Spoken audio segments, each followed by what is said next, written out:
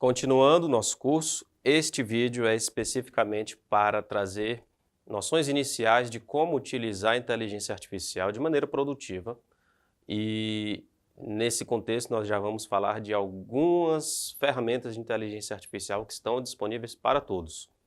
Algumas delas têm a versão paga, mas todas têm a versão gratuita.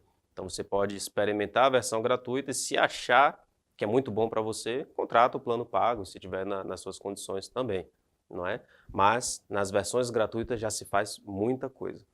Inicialmente, independente da ferramenta que você vai utilizar da inteligência artificial generativa de texto, lembra, esse curso tem um foco na inteligência artificial generativa de texto.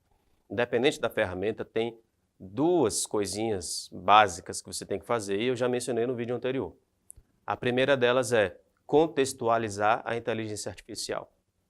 Não basta abrir qualquer uma das IAs de texto e pedir, escreva uma petição inicial para mim. Não é assim que funciona. Assim como se você fosse demandar para o seu assessor, para o seu estagiário que escreva uma petição, você teria que informar ele quais são os detalhes do caso. Está aqui o caso. Leia, estude, vamos debater, você vai fazer a petição. Você não precisaria fazer isso com o assistente, com o assessor? Por que não fazer a mesma coisa com a inteligência artificial? Então você precisa contextualizar a inteligência artificial.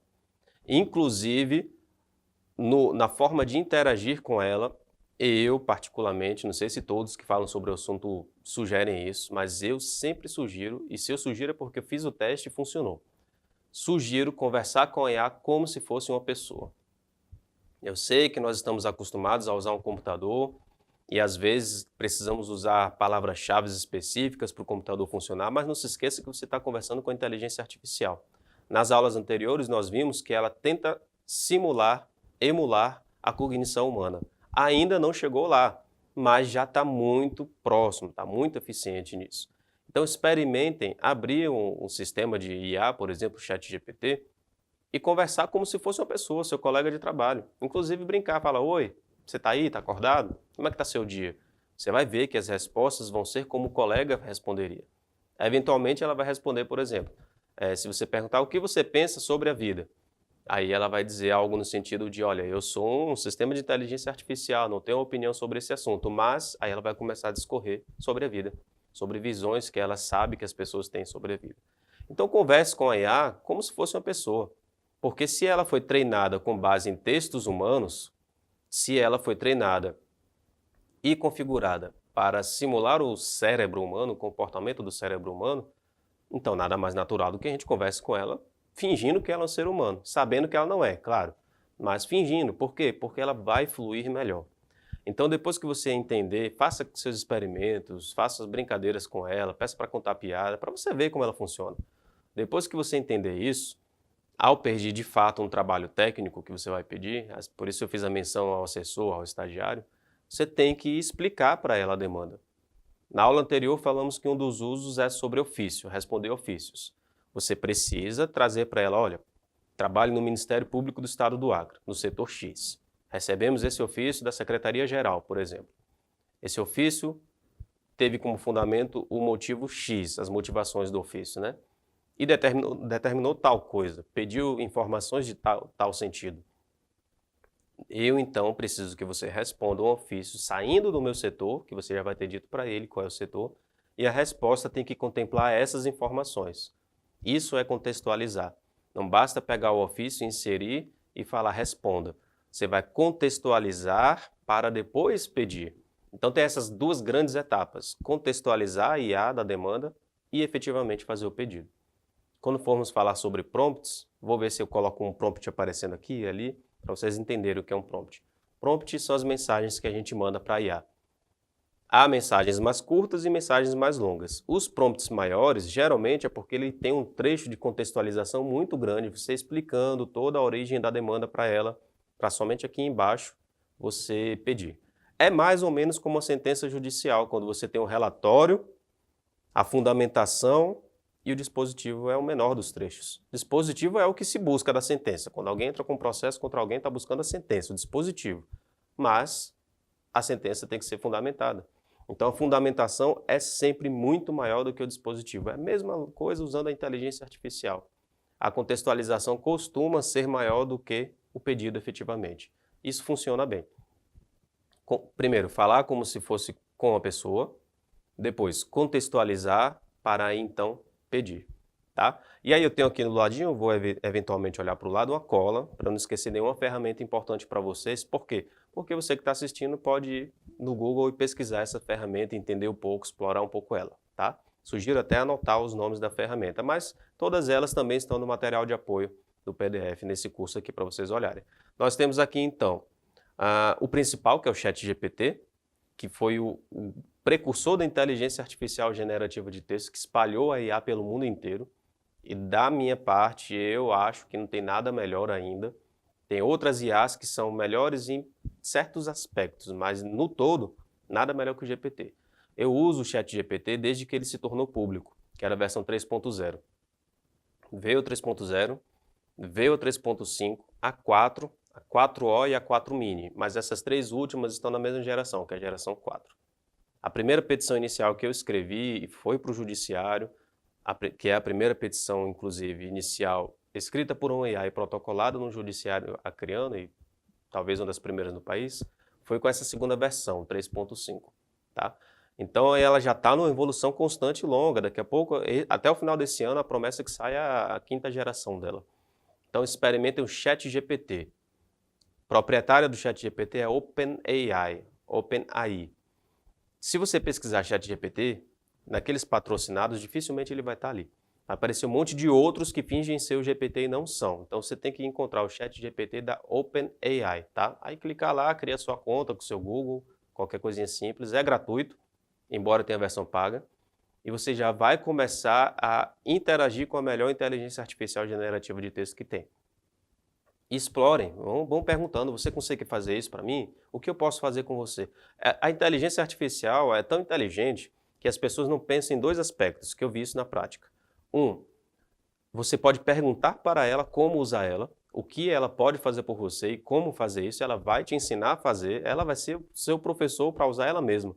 E outra, às vezes dá uma louca ali, que a gente vai falar, estou vendo aqui na pauta desse vídeo, não está nesse vídeo, sobre alucinações da IA, e do nada ela começa a falar inglês com você.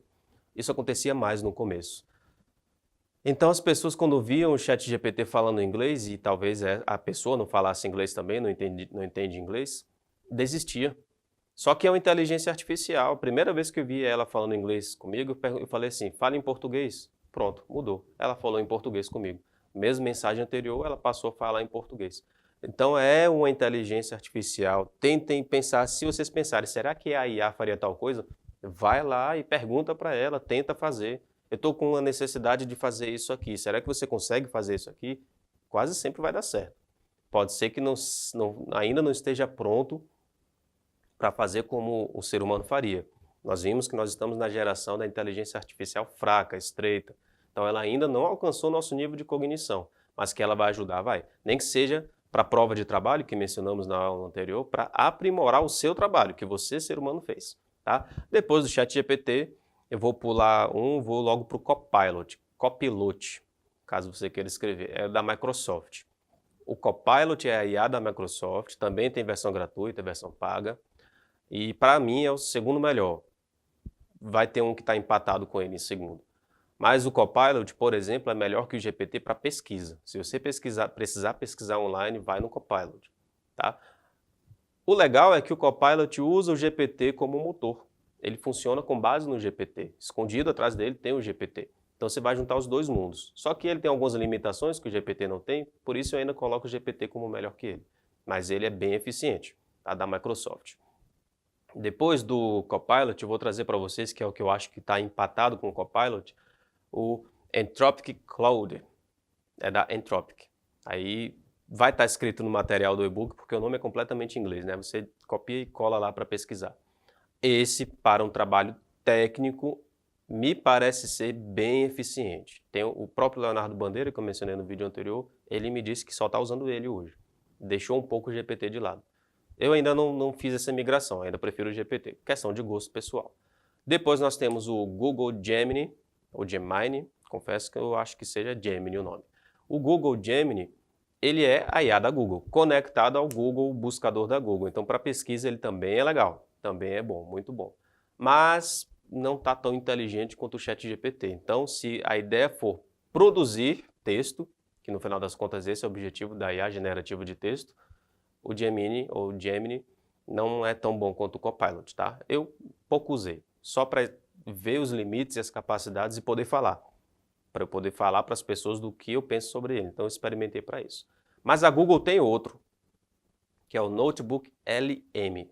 LM mesmo, de letras. Notebook LM. Esse é excepcional. Só que é um uso muito focado, muito restrito. O Notebook LM ele serve basicamente para você pegar arquivos de PDF, acredito que do Word também vai, não tenho muita certeza, mas ele funciona muito com PDFs. Você tem 10 PDFs que precisa analisar e interpretar. Essa é a pegada do Notebook LM, é para isso que ele serve. Então você carrega os 10 anexos, como se fosse mandar para uma pasta do Google Drive, mas é tudo dentro dele. E aí, uma vez que esses arquivos estão lá, você começa a debater com a IA sobre o conteúdo desses arquivos. Eu nem fiz o teste para ver se ele pesquisa, pesquisar na internet, né? Eu acho que não, porque ele é tão restrito o uso dele, que é efetivamente para isso. Subir uma série de arquivos, debater com a IA sobre o conteúdo daqueles arquivos.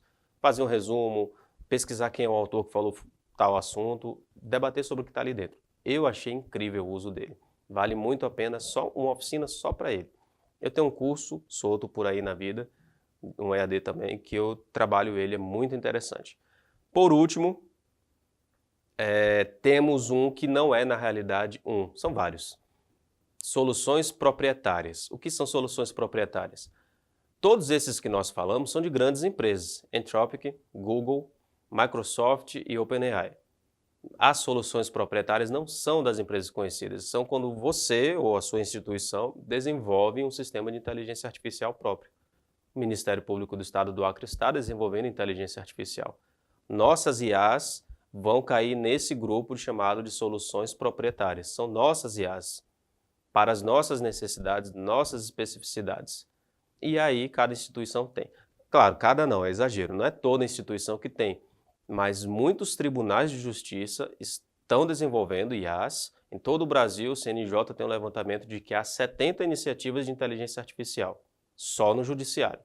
Alguns ministérios públicos estão desenvolvendo, como o nosso, alguns tribunais de contas estão desenvolvendo também, aí eu não sei se o do Acre está, acredito que não, mas não sei mesmo. Então as soluções proprietárias são essas, que as instituições, as empresas desenvolvem para si. Aí é legal porque tem um lado positivo e um lado negativo, para a gente encerrar esse vídeo. O lado positivo é que você cria uma IA própria para o que você precisa. O lado negativo é que provavelmente o poder computacional dela não se equipare a um ChatGPT, por exemplo, tá? Justamente pela capacidade financeira e estrutural da instituição e da OpenAI, que é uma grande empresa internacional. Mas, às vezes, você realmente não precisa ter um poder computacional tão grande para você ter uma boa IA. Então, é questão de equilibrar os interesses. Essas são as ferramentas principais de inteligência artificial, tem um monte de outras. Todas essas são generativas de texto e essas são as formas mais eficientes de utilizá-las. Falar como se fosse com a pessoa, contextualizar da demanda para somente então pedir o que você quer. Temos mais um vídeo e vamos à frente.